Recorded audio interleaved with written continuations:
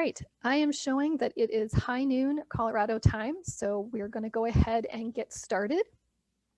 So good afternoon and welcome to Re-envisioning Resilience, Become the Narrator of Your Story.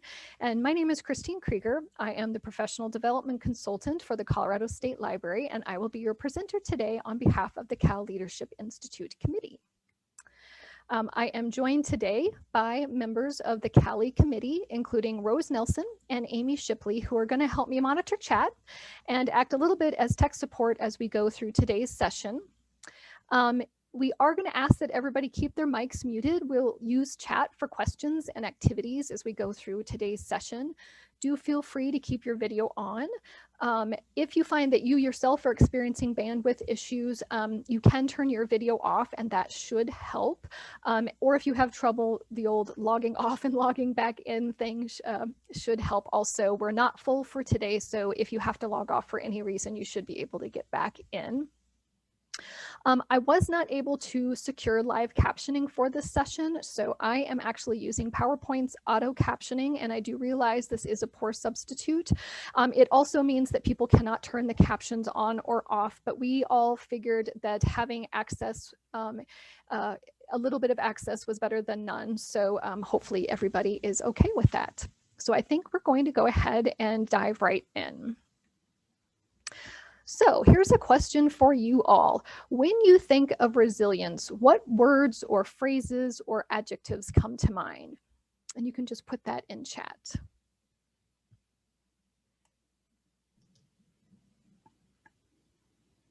And I'm unmuting myself just so that I can follow up on the chat. So we have agile, flexibility, ability to pivot, strength, peace. Let's see what else. Endurance, nimbleness, being able to bounce back, lots of bouncing back. Okay. Can anyone think of potentially negative connotations to the word resilience?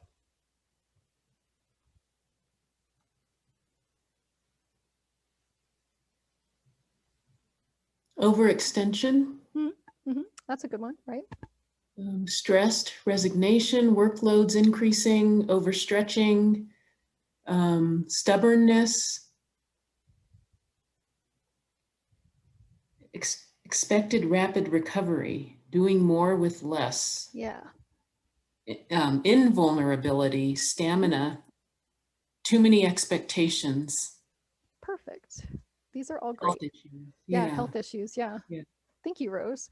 Uh-huh. So that's kind of what I found also. I have been interested in resilience for a while now, and I've been kind of doing research for a couple years. Once again, as Cynthia mentioned earlier in the chat, kind of noticing that it pops up over and over again at conferences and articles, and not just library specific, but kind of like across all industries. People seem really hungry for tools on building resilience. As I dug a little bit deeper, however, I myself was finding that some of the traditional definitions of resilience or how resilience was being used sometimes left me feeling a little bit flat.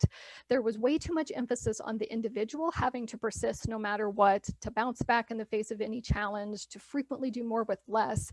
And I also had conversations with others who also saw some of the negative connotations of the word, and it is just a word, but kind of this understanding that while self-care is important, it can also sometimes, well, often be a privilege and not a panacea. So I was left a little bit kind of uninspired and unmotivated.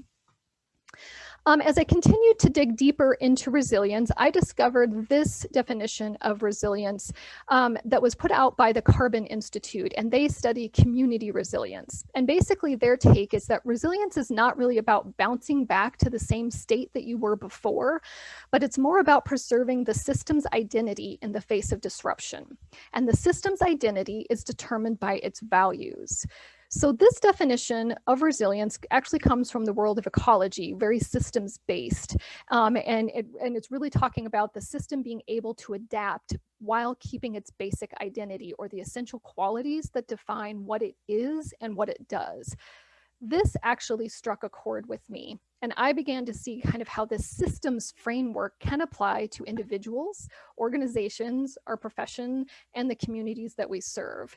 It is worth noting here that a colleague of mine, and I want to say it might have been Amy Shipley, reminded me during a conversation that not all systems should be preserved, even in librarianship, which is 100% true. But if we look at the second part of this definition, we're really talking about being intentional with what we keep and what we allow to fade away. And once again, that all starts with our values. So I went back through all of my notes on resilience, and if any of you know me, there were lots and lots of notes, and I was trying to make sense of all of this. So I literally made a list of all of the themes and keywords and stuff that kept popping up over and over and over again that spoke to me. And you can kind of see this word cloud of the words that kind of resonate resilience to me. Then I went and I drew a Venn diagram that encompasses what resilience looks like to me. And we're going to go through this so you don't have to like memorize the whole thing right now. And I will be honest, when I first was doing it, I had 4 different circles. I had purpose and hope, well-being and connection. And I'm like, cool, how do these, relate to one another? And it wasn't until I was able to kind of fill in those smaller gaps that I was able then to see some of the correlations as we move forward. So very quickly, the first major concept is meaning or purpose, or as I have listed there, ikigai, which is loosely translated as your reason for being.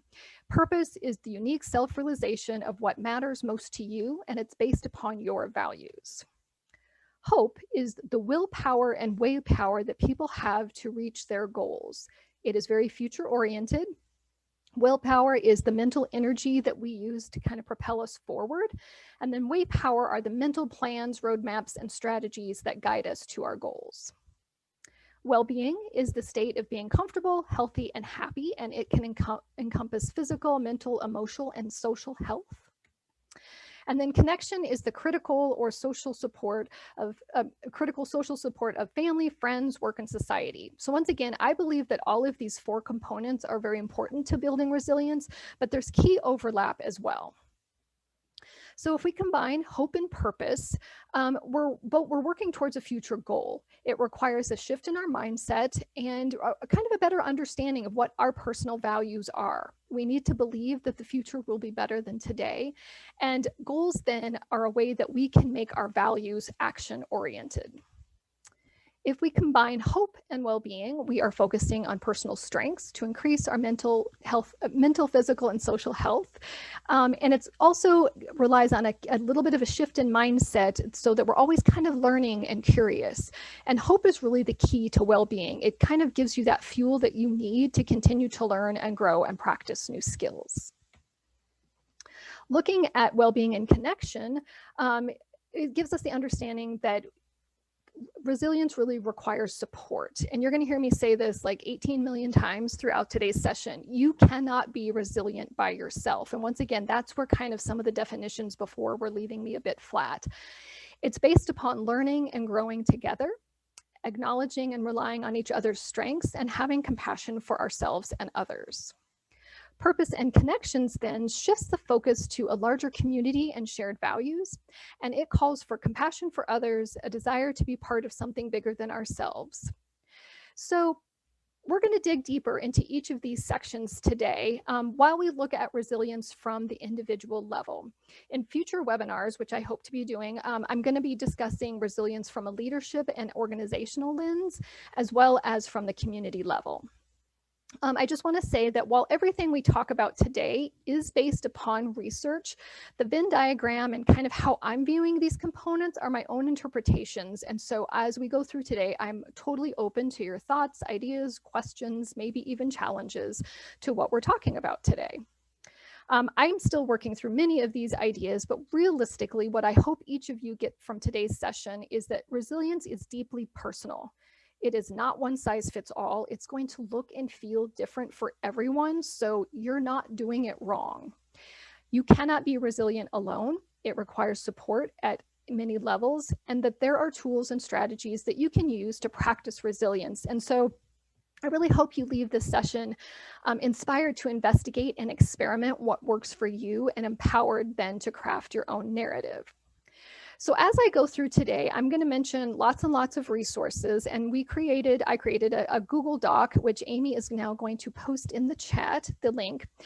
Basically, this link is going to allow you to open up your own copy of the Google Doc, and in it, it has a ton of resources, articles, books, etc., as well as exercises that fall under each category so that you can continue to learn and practice and sort of experiment. So we're going to get started with meaning and purpose. In the chat, can you tell me what you think gives life meaning or purpose? What does meaning and purpose mean to you? Yeah, and I'll just kind of monitor the chat and help everyone hear what is being said in the chat. So go ahead and put those in there. People, relationships, and connections. Connection, contributing to something greater than yourself, contributing to my community, directional passion, growth, meaningful work, sense of purpose, being part of a community, helping others. Excellent. Spiritual development. Nice. Being part of something larger than myself.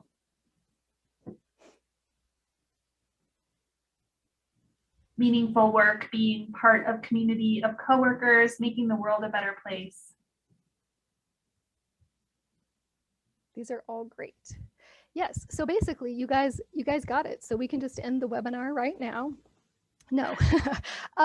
Yeah, so what I found when I was doing the research, and it looks like you guys are like kind of a little bit ahead of it, is I was finding that purpose and happiness sometimes were sort of interchanged, and obviously happiness is awesome. Feeling happy is great. But I found some information that says that philosophers and psychologists kind of have long realized that there's sort of two paths to the quote unquote good life. One is happiness, or hedonia, which is the pleasure principle, and it is a positive mental emotional state, which once again is awesome, but it can be fleeting because it is an emotional state. Meaning then, or eudaimonia, according to Aristotle, is not a mental state, but something that you do. So a lot of what you guys were talking about in terms of being part of something bigger than yourselves really calls into this human flourishing idea, where you're cultivating the best qualities in yourself and living up to your potential. And it's not a life without stress or worry.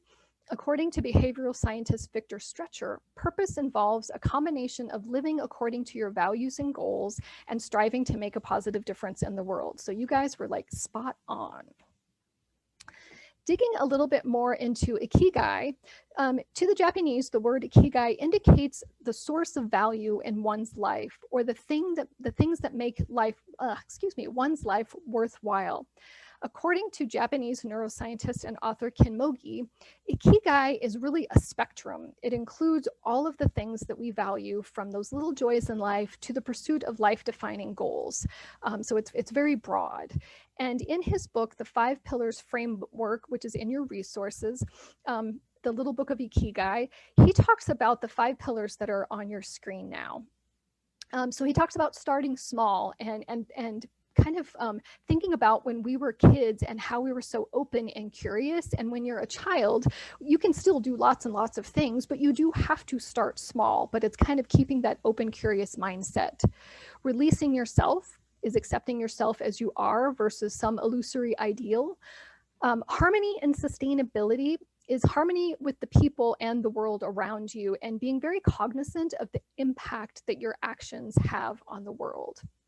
I think we all know what the joy of little things are, kind of savoring those moments that, you know, with friends or family or what have you.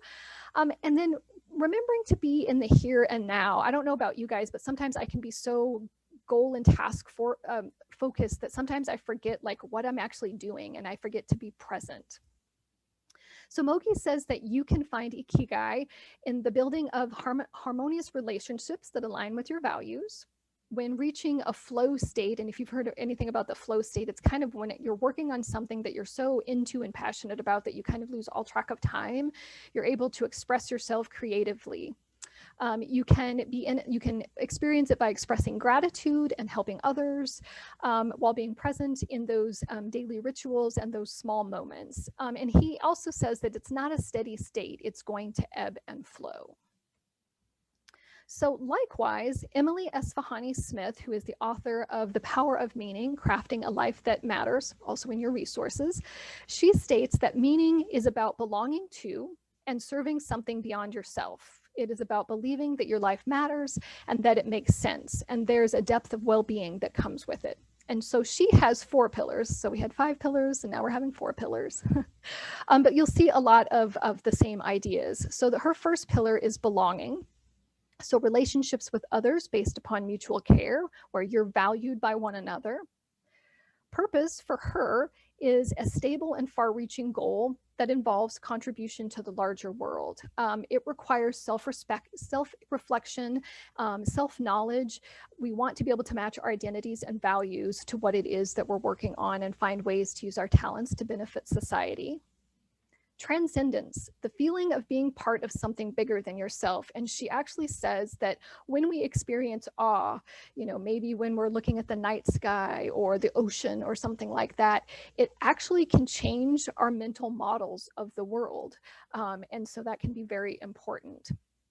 And then you'll hear storytelling as a theme throughout today's session, creating that narrative of our lives. The stories that we choose to tell ourselves and each other help us make sense of the world. And it helps us and it helps us understand who we are and how we got to be where we are. So that is a little bit about purpose. When we are trying to think about our purpose, we can define it by being kind to ourselves, taking some time to be introspective. And I know that in our busy lives, that can be really, really hard, even at work, but noticing what it is that brings us joy and clarifies our value. What is important to you as an individual? What are you passionate about? And are you able then to align some of your goals with those values so that you can actually live the values that are important to you? And how can you connect with others who also share those values? So for instance, one place that might help you connect your values with work is kind of reviewing our professional core values via the ALA website, and thinking about how your individual values might fit into that. So once again, in your handout, I have listed several different activities to help connect you with your values and purpose, which I encourage you to explore. And for those of you who might not have been here right at the beginning, I'm going to have Rose pop that URL into the chat. Once again, it will allow you to open up your own copy. Sorry.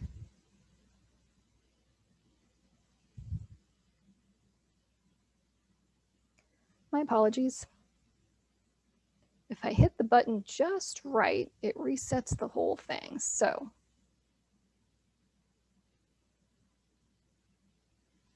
okay, sorry about that.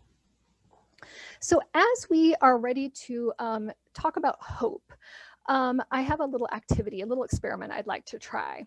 So I want to see where you all think hope lives. So given your background and all of your life experiences, do you think that hope comes from your head or the thinking part of you, or your heart and the feeling part of you? And you can put those answers in chat. Heart, we get, let's see, a couple of hearts, both. Feeling, head, it's where my capabilities live. Feeling, both. Head for me, heart, lots of hearts. Excellent. Head and heart and feelings. I'm trying to keep up with all the chat can be fast and furious. Yes. So thank you for that. So a couple of you got it, and it's kind of a trick question, but according to C.R. Snyder, who authored the theory of hope, and was author of the book, The Psychology of Hope, I should say, he says that it lives in both places. So basically, he studied over 10,000 adults using his hope scale. And he firmly believed before his death that hope is not simply a happy feeling, but it's actually a human survival mechanism. So his definition of hope is the willpower and way power to reach desired goals. When we're looking specifically at willpower, it's the driving force in hopeful thinking. Once again, it's our mental energy, our determination, our commitment, the belief that we can succeed even in the face of obstacles. It requires creativity and imagination. It involves the ability to dream and to visualize a future that is better than today. Or as Shane Lopez, who is another hope researcher, the ability to time travel, which I kind of like. You literally need to be able to picture yourself in that future situation. Way power then are those mental planning capacities that we all call on to find effective ways of reaching our goals. So research suggests that memory is organized by goals and plans, and we mentally file information by our goals and associated pathways. But we also need the flexibility to find alternate routes when obstacles appear. And then goals simply are the objects, experiences, or outcomes that we desire. So you need both willpower and way power to have hopeful thinking. If you lack willpower, you lack energy. You lack that mental energy to be able to persevere. If you lack way power, you might have like all of the ideas in the world, tons of mental energy, but you don't really know how to plan how you're going to get there. Or if you face obstacles, you're not really sure how to kind of regroup and start over. And then if you happen to lack both, you literally believe that your desired goals are unreachable, and that can lead to depression, fear, guilt, anxiety, and hopelessness. So you need creativity and imagination to envision a better future and mental models to help you get there. So it's both heart and head. There's two other quick assumptions from Snyder's theory of hope. One is that hope is not a life free of struggle. And basically that just means, I think, as we all know as adults, that like life is complicated and you're always going to kind of run into barriers as we go through. The other one that was kind of an aha moment for me is that hope is a learned behavior. We are not, whoop, I'm so sorry, I keep doing that. We are not born with hope. We tend to learn hope from others. As we face obstacles, typically it's a caregiver, a parent, something like that, in an environment where hopefully as children, we learn to think of ourselves as successful in the pursuit of goals. So hope is actually rooted in our experiences, and it allows us to become sort of empowered. We can learn to minimize the negative, think of challenges rather than failures, learn to do things for ourselves, learn that failure is okay. And I know that for me, that is also something that I wasn't necessarily taught as a child. I'm sure I experienced failure quite a bit as a child, but I don't remember like learning that lesson that, you know, you learn from failure and mistakes are okay. So as we're thinking about Snyder's theory of hope, what might be some barriers to hope? Kind of remembering that it can lead to sort of apathy and despair and hopelessness. Any thoughts?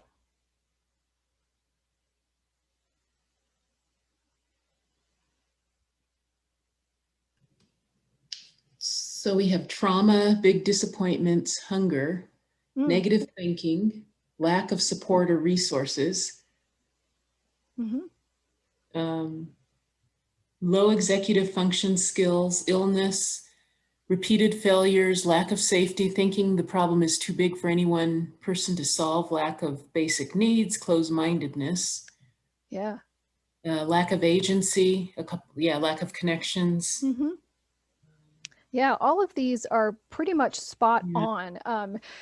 Mentioning the lack of connections, and that can be from, you know, a death or a divorce. Maybe you change jobs and you're no longer around some of the people that you used to know really well. I think a lot of times we can be very tied into our jobs also, so that if you lose your job or change your job, you lose some of that goal-setting behavior. You kind of lose that identity that you had. I mean, what is the first thing that we ask people when we meet them is like, what do you do? As if what we do is who we are. So it can be very closely tied to that. Traumatic events can very easily change our trajectory away from our traditional or the goals that we've set up for ourselves, which can lead to a loss of identity. Things like prejudice, racism, I think somebody mentioned kind of suppression, oppression, all of those things, and not having your basic needs met, food, shelter, all of that. And I think some people overloaded it, overscheduled, I see, like burnout, emotional exhaustion, depersonalization. And this actually can occur very frequently in people in helping professions. And one I don't think I did see is perfectionism. That can actually lead to a loss of hope. And I know there is nobody else on this webinar who is a perfectionist like I am, but it can really kind of wear you down. Martin Seligman, who studied positive psychology, said that hopelessness is heightened by what he called the 3 Ps: permanence, or the idea that it is always going to be this bad; pervasiveness, which is that all or nothing thinking. If this area of my life is bad, if I didn't do well on my webinar today, then my whole, like the whole week is shot. I'm not good at my job. And personalization, where you think you are always to blame for any ill that happens in your life. And hopelessness and depression are positively correlated, and finding temporary and specific causes for your misfortune is actually what he calls the art of hope. So it's that changing in mindset where, as you kind of experience some of these obstacles, you're able to think around them and understand that not everything is your fault, that you can learn from this failure and kind of keep going. So that was great. So when we're talking about strategies, a good majority of what I'm going to talk about here is listed, and it all comes from the psychology of hope. And once again, Amy's going to put that link in the chat. But basically, since it all centers around kind of this goal-focused behavior, thinking about the future, you want to really try to be the author of your own decisions. Don't set goals willy-nilly without thinking, or merely adapt somebody else's goal because it sounds good. You want to be clear that you're establishing goals because it's something that you actually want. And then you want to try to connect your goals with your values. So once again, go back and try some of those exercises where you're thinking through what actually matters to you and how does this connect to your goal. How are your values actually supported by the actions that you're taking? Which kind of gets you to that way power part. What excites you? What would you work on if you were able to do it full time? And then thinking again about that mindset piece, psychologist Carol Dweck, who researched growth mindset, said that mindset influences every aspect of your life, from work to sports, from relationships to parenting. If you believe that you can change and develop, you know you can move beyond your present limitations. This makes a growth mindset a natural companion of hope. So what do we do then if our passions don't align with our work or maybe our family goals or something like this? The key thing is to try maybe to find one small component of your values that you can align with that goal. So say, like, for whatever reason, work is just not doing it for you right now, but you pride yourself on being a super organized person. Can you bring that value into the work and kind of apply it to some of the goals to see if that can sort of get the momentum going a little bit? Try to set challenging but doable goals or stretch goals. Generate several attractive goals. Don't just have goals at work, but have goals in your personal life, have goals in your family life. That way, if one of them just isn't really kind of motivating you right now, you have other ones that you can lean on. And then I think this is key, regularly evaluating how you're doing, and be sure to get feedback from others, because we can frequently be our own worst enemy, either forgetting to kind of check in with ourselves to see how we're doing because we're so busy crossing off those lists, but also sometimes we just think we're not doing a good enough job, when our peers are like, wow, like they're rocking it right now. So we want to make sure that we get active feedback from others. If you want to increase your willpower a little bit more, you want to think of goals as challenges and opportunities. See barriers as normal. And once again, this does not mean that people are meant to suffer constantly and needlessly. And we are not meant to be martyrs, but simply that idea that life is unpredictable. Recall previous successes. Like, when was the last time that you felt powerful? You know, what did it feel like? How did it feel in your body? Can you remember that feeling and see if you can kind of recreate that? And then celebrate progress and accomplishments.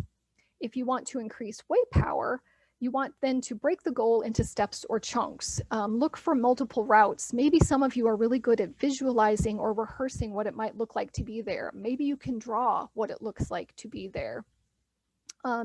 View errors and failure as part of the process. And then I came across this term that I really liked. It's called skill-based believing. So once again, we know that to reach our goals, we might have to learn new skills, new concepts, and new technology, what have you. But if you have that skill-based believing, you know that you have the capacity to learn it to reach your goal.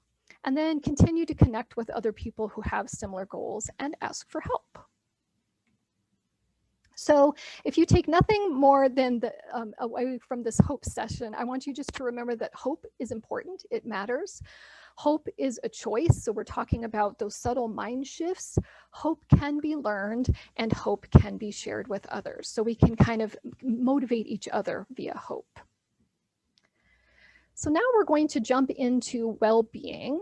And the Oxford Dictionary talks about well-being as the state of being comfortable, healthy, or happy. And once again, it is much more complex than just happiness. It is also deeply personal and influenced by our external environment, our personal experiences, and our own sense of self. And according to the New Economics Foundation, well-being can be understood as how people feel and how they function both on a personal and social level. So once again, it's kind of bringing that connection piece into play. And according to a wide variety of sources I looked at, basically where I landed is that it encompasses physical, mental, emotional, workplace and social health and satisfaction. So all of these are components of well-being. So very quickly, taking a look at mental and physical. Mental, it's the ability to improve the functioning of your body through healthy living and good exercise habits. And I'm purposely combining mental and physical together because more and more research really underscores that there's no separation between our brains and our body. So for instance, let's take a look at this image in the chat. So in the chat, name where in your body you tend to feel stress. How does stress manifest for you? And I borrowed this activity from the resource What About You, a workbook for those who work with others, which is listed actually multiple times in your handouts, so that because it has lots and lots of great information as well as tons of activities. So what do we have in the chat? Yeah, lots of shoulders, neck, jaw, stomach, back, brain. Someone said brain. Yes. Yeah, a lot of shoulders. It seems like all of us are carrying our stress right in our shoulders, neck, jaw. Yeah, I have suffered from TMJ for years. I mean, and it was to the point where I wasn't really getting migraines, but they were close, and I can have headaches that last 2 to 4 days. And it comes from my jaw, but then also my shoulders. And basically my dentist was like, it's a temporary problem. And I'm like, it's been 30 years. So I'm feeling all of you jaw people. But we also might also have stress manifest in, if I'm stressed, I don't sleep well. If I don't sleep well, I kind of feel ill the next day. My stomach might be upset. My eyes are tired. I can ruminate for days if I'm worried about something. And so I think what's important to take away from this is that stress is an actual reaction to reality, and it has real mental and physical responses. It's not made up, like physical headaches, pain, stress, all of this is real. And so mental and physical well-being, then a lot of kind of the strategies fall into what I consider those traditional self-care strategies, which are very important. Eating right, getting enough sleep, exercise, mindfulness, maybe meditation works for you, getting a massage, spending time in nature. What else am I missing? What are some other self-care activities that we can do?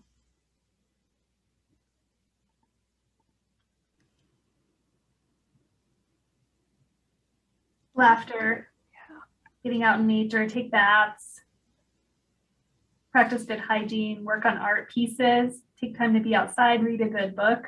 Nice. Take a class, meditate, garden. Yes, these are great. Making a cup of tea. So I think, once again, we're walking away with this idea that we can all experience stress differently. And what might help us with self-care is also going to be dependent on who you are, and some strategies may work better than others. And I think we also really do need to remember that some of what we're talking about, I mean, I think we all know we need to eat right and we need to exercise, but it's not just that easy. Healthy food is expensive. Exercising takes time and energy that we may not have. Getting a massage takes money that we may not have. And so I think that's like, while all of these things are very important, I think we also have to realize maybe where privilege comes into play, and also just kind of what is going to work for the individual. So we're going to shift a little bit and we're going to talk about emotional well-being. And this encompasses emotional intelligence and self-compassion. So like a lot of the other things that we talked about today, emotion skills are acquired, and emotional intelligence helps us positively regulate our emotions. And regulating emotions does not mean ignoring them or pretending to be happy all of the time. Emotions are not good or bad, and the key is understanding what you are feeling and why. So Mark Brackett, who is the author of Permission to Feel, developed this mood meter. So it defines emotions on two different dimensions: energy, and which is literally how much energy do you have in your body. You can probably tell I've got a lot running through my body right now. And then pleasantness, which is our subjective private mental experience. So the red quadrant is for unpleasant high energy emotions, feelings like anxiety, rage, frustration, anger. The blue quadrant is for unpleasant low energy feelings, disappointment, sadness, discouragement, loneliness. The green quadrant is for pleasant, low energy emotions like calm, relaxation, serenity, and balance. And then the yellow is for pleasant, high energy feelings like joy, excitement, and empowerment.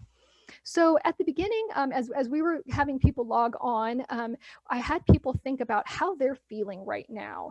And so if you could put your emotion into words, can you then plot how you're feeling on this chart? Some of you may be able to simply do it like, I know, like I'm in blue right now, or, you know, I'm feeling very serene. But if you want to be like super scientific about it, you can actually rate both your energy and your pleasantness from -5 to +5 and literally like plot it on there. So if you would like to, feel free to share the color of your quadrant in the chat.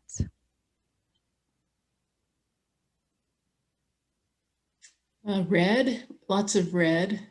I hope I'm not making people feel red. That would be bad. I shouldn't say lots, only two. Green, we got a green, a couple of greens, lots of, okay, 3 greens. Okay. Yellow, green mix. Anyone else? Blue. Blue, yellow, energy, +3, +4. Okay. Another green, another blue. Very good. Very good. So this is just a simple tool that you can, purplish, I like that, that you can use to kind of like check in with how you're feeling. So once again, according to Mark Brackett, our emotions literally matter in every aspect of our life. And I know, like, kind of as I was growing up, I was definitely taught there's good emotions and bad emotions, and you kind of had to stuff those bad emotions down, and that like emotions didn't belong in the workplace at all. But good luck with that, because we literally, our entire lives are driven by our emotions. It directs where our attention goes, our decision making, how we perceive the world is different dependent upon how we're feeling. Social relations, how we approach others and how they approach us. We talked a lot about health already. Emotions literally cause physical reactions in our body, and it also impacts performance, creativity, and effectiveness. So we need to be able to use our emotions as tools or data. So he came up with this ruler concept. So we start by recognizing, first of all, recognize that we're feeling an emotion at all. And if so, where might you be feeling on the mood meter? Then you move to understanding what caused you to feel this way. Is there some reason that you can readily think of that caused you to feel this way? Labeling is very important. what word best describes your feeling? Is there a word that gets at both the levels of pleasantness and energy? And there are a ton of mood wheels out there where you can literally, I read research that says that Western cultures tend to be like happy, sad, angry, and that's kind of like how we function, which means that if I'm frustrated, I might not know I'm frustrated. I just go right to anger. So you can use those mood wheels to really kind of figure out, like, am I disappointed? Am I discouraged? What is it that I'm actually feeling? Because then you have a better idea of knowing what it was that got you there. And then expressing the emotions. How are you showing this emotion to the world? What is it about your face, your body, or your actions that actually align with how you're feeling? Sometimes we have to act in ways that don't align with how we feel, and it kind of leaves you feeling a little disjointed. And is the way that you're expressing your emotion helpful in the situation that you're in? And then regulation. So once again, not talking about like shoving emotions to the side and pretending that they don't exist, but what strategies are you actually going to use to feel more, less, or the same of what you're feeling?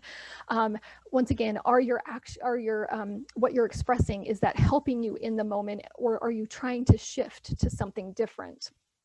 So all of this leads to this idea of emotional granularity, or the ability to accurately articulate our emotional experience. And this helps us relate not only to ourselves better, but to others more meaningfully. So once we can objectify and understand our emotions, we can empathize with ourselves, empathize with others, and then channel our emotions in the direction that we actually want to feel.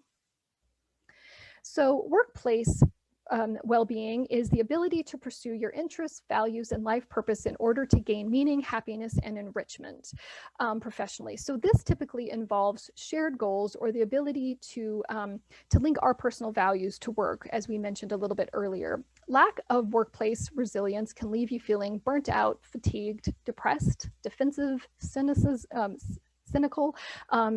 And I think it's important to remember that the work that we do in libraries, and especially people who work those front lines, work with the patrons, it carries a huge amount of emotional labor. And there's a very fine line between providing exceptional service and martyrdom. And for those of us who kind of feel like we're called to those helping professions, it's easy for us to allow ourselves to be kind of like tipped over the top in the service of others. And it's something we need to watch. And once again, that kind of brings us back to those negative connotations of resilience as an individual pursuit. So we're going to talk more about workplace resilience on June 22nd. It's not on Cal's calendar yet. I still have to have it approved by the board, but I will be working on that next week. But we are going to discuss hopefully how leaders and organizations can support resilience. But according to Meredith Farkas in a very recent presentation on slow librarianship, which is in your resources, workplace resilience involves values-driven priorities, allowing people to be authentic and bring their whole self to work, setting boundaries, rejecting the cult of productivity and perfectionism, and embracing a learning culture and the freedom to fail and make mistakes. And when we're talking about social and societal well-being, we're really talking about social, the ability to once again form those meaningful relationships and develop a support network. And we're going to talk about this in just a minute when we talk about connections. And then societal is kind of leveling that up so that you have the ability to participate in a thriving community, a culture, and an environment. And hopefully we'll talk more about that in October when we talk about community resilience. But they both revolve around community, shared values, and compassion. So when we're talking about well-being strategies, we want to remember that we're focusing on our personal strengths in order to increase our mental, physical, and social health. If we remember the overlap between hope and well-being, we're working on personal strengths, we're having a shift in mindset, and we're learning. So once again, you need to believe that the future is going to be better than today, so that hope can motivate you to learn and grow and practice some of the skills. So I borrowed kind of the idea for this image from the Best of Stress webinar, which is listed in your resources. But I liked kind of like how your mindset is the base. That's your superpower. It's the lens that you can use to see the world. Deeply personal, foundational to what you pay attention to and how you interpret it. And once again, if you can keep that growth mindset, that can create a powerful passion for learning. Then you have the skills. Your skill set is personal strength plus learning. So a strength is not what you're good at, and a weakness is not what you're bad at, but a strength actually leaves you feeling powerful. You're kind of in that flow state. You feel strong. You feel like you can kind of take on the world, and you can find then ways to build on your strengths to continue to learn and be curious and find opportunities to grow. And then tool set are the skills themselves: self-care skills, emotional and agility skills, learning and growing with others, learning new technology, whatever that might be for you. That then is your tool set. So once again, these that I mentioned, as well as other activities linked to well-being, are listed in the handout, and I'm going to have Rose pop that into chat as we wrap up the well-being section. So connection. Connection, as we talked about a couple times, is once again that critical support network that everybody needs. So once again, like before the pandemic, did any of you have rituals or activities that you routinely did with friends or family that you feel comfortable sharing in the chat? Things where you were connecting with others. Meet for dinner, family dinners, playing music together, hiking, book club. Nice. Yeah, book club, going out to dinner, biking, concerts. Oh my gosh, remember concerts? Places filled with people. It's crazy. Oh, pie night. I want pie night. Sorry, I saw that out of the corner of my eye. So during the pandemic, were you able then to replicate any of those rituals or create new ones?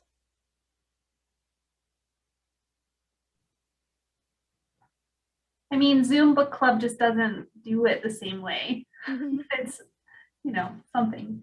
Yeah. Bridge online. Someone started had a bridge nice. club online. That's Nice. fun.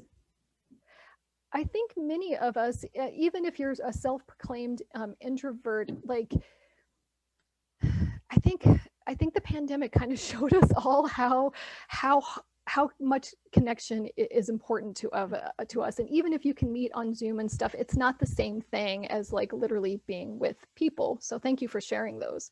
Yeah. According to neuroscientist Matthew Lieberman, connection is a superpower that makes people more productive, healthier, and happier. And in fact, studies show that social pain also is real pain that manifests in our bodies. So social separation causes physical pain. And some of you may have experienced it during the pandemic. I know that I have. Even before the pandemic, the CDC saw loneliness and social isolation as a public health issue, and it's linked to several serious medical conditions. So as we've mentioned many times before in this webinar, resilience is not something that you can do or build alone. According to the Glasgow Center for Population Health, there's a brief that we have listed in your handout called Resilience for Public Health. They say that despite the identification of associated intrinsic factors, resilience should not be mistaken as an internally possessed trait. External factors are crucial. It is also important to note how resilience relates to an individual's ability to navigate their social networks and other available resources. So once again, resilience requires support. It is based upon learning and growing together, and learning is a very social activity. It's built up with acknowledging and relying on each other's strengths, compassion for self and others, and our own resilience both contributes to and is strengthened by the resilience that we find in the places that we associate with: our work, our families, our church, what have you. Essentially, social skills are a multiplier. They enhance learning, innovation, and growth in individuals, organizations, and communities. So, have you ever met anyone at work or elsewhere where you felt an instant connection? And we're not talking romantic connection here, although that may have happened also. If so, you may have experienced what is called a high quality connection. And this is a new term for me. I stumbled across it actually just a couple weeks ago. High quality connections are marked by mutual positive regard, trust, and active engagement on both sides. And literally, if you're in a high quality connection, when you're with that other person, you actually feel more alive. While much of the research on high quality connections pertains to the workplace, Jane Dutton, who is a professor of business and administration and psychology at the University of Michigan, believes that it applies to everyday relationships as well. And so on the slide, you can see that when you're in a high quality connection, you are able to convey presence. Once again, it's talking about kind of this energizing sense of mutual connection. You're able to be genuine and authentic, which is very important. You're able to communicate affirmation, which goes beyond simply being present to what she calls searching for the divine spark in one another. And this actually reminds me of a term that I've actually seen in different keynotes and articles recently called Sobana, which is a Zulu greeting. And once again, loosely translated, it means I see you, and by seeing you, I bring you into being. And I find that just to be sort of like a beautiful affirmation of like being able to see somebody authentically, seeing their true self, seeing that divine spark that makes them who they are. It is built on effective listening. So effective listening is both empathetic and active. So we all know what active listening is, but empathetic listening is centered on the speaker with the aim of learning about their point of view. And then on the flip side, providing supportive communication. And supportive communication means that we're trying to express our views and our opinions while minimizing defensiveness and maximizing clarity. And some of the ways that you can do that is to make requests instead of demands, being descriptive in your conversations rather than evaluative or judgmental. And once again, there's many benefits to high quality connections, including physical and psychological health, increased cognitive functioning, better at knowing who we can trust and who we can't, being more committed and involved, whether it be at work or once again, any other project that you're working on, better team functions, increased shared knowledge, goals, and mutual respect, and of course, increased resilience. Collective resilience then is once again that kind of leveling up. It's fostered at the level of communities, cities, regions, and nations. And some of the research that I saw said that by seeing the world through individual successes, we then tend to see the world through a narrative of separation and scarcity. And once again, I liken that to when we're thinking about resilience as being just an individual pursuit. You just can't do it by yourself. You're competing then with other people. Collective resilience then requires more than just shared hope, but it's actually fueled by shared experiences, shared narratives, shared power, shared values. So when working on collective resilience, it can lead to what the Carbon Institute refers to as restoring. Restoring is the ability for new stories to be created, told, and heard in a manner which reflects communities' histories and biographies while allowing new directions to be set. Restoring is a key characteristic of communities and societies which support individual and collective resilience. So once again, I think that this really brings us full circle and shows the interrelation hopefully of individual, organization, and community value, how they interact values-wise, but also like how staff, libraries, and the communities we serve can foster resilience in one another. So once again, as we're kind of heading towards the end of the hour, which I don't know about you, but went by fast for me, once again, I want to kind of revisit the goals we had at the beginning. My hope was that you would walk away with a new view of resilience. Maybe it isn't exactly my view or what I've laid out for you, but a new view where you can kind of see what some of the major components are. You understand how deeply personal it is. You understand that it isn't something that you can do by yourself, that our stories require other characters, backdrops, connections, and that you really start to see this interrelation of individual resilience being very tied into the places that we work, the communities that we live in. So my hope maybe then is to start a conversation about what resilience can mean, both positively and negatively, but thinking about it with just a little bit of a different spin. So as we wrap up today, My sincere hope is that you are inspired to go explore your own narrative a little bit more. I stumbled across this graphic serendipitously on Twitter. It's by Tanmay Vora.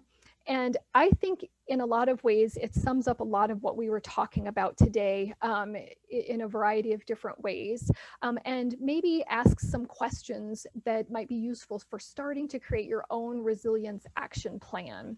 It's taken from an article that Peter Drucker wrote on managing oneself, where he states, once we fully know ourselves and our motivations, it's about using that intelligence to work with others for creating the results we seek to discover. So if we kind of start in the upper like right-ish corner where we're talking about values, once again, like use some of the activities to kind of dig in and find out what your values are. Try to figure out how do you like to learn? Do you like to read? Do you like to talk with others? What can you contribute to the learning process? How do you perform, and are you actually calling on your strengths? Do you know what your personal strengths are? If not, you perhaps can you do things like, you know, read Strengths Finder. There's lots of places in Colorado where you can kind of delve in and dig a little bit more and get more help. We have the new Cal Mentoring Interest Group where you can sign up to be either a mentee or a mentor. We have the Cal Leadership Institute where you can learn to practice new leadership skills. The Cali committee also put together a leadership calendar, which is on the Cal website right now, where each month you can focus on a leadership activity. You can apply to present at conferences or do a webinar, or better yet, like present with somebody else where you get like different ideas and feedback from each other as you're learning new skills. So as we leave today, I want you to think about what resonates with you. What questions are you eager to dive into and focus on as you dig a little bit deeper into your own story? And as I've said before, we're just kind of scratching the surface. Do go back and revisit the list of resources that we've provided, and hopefully you can join us on June 22nd from 12 to 1, where we're going to talk about leadership and organizational resilience. Hopefully we'll get that on the calendar soon. And then on October 27th from 12 to 1, where we talk a little bit more about community resilience.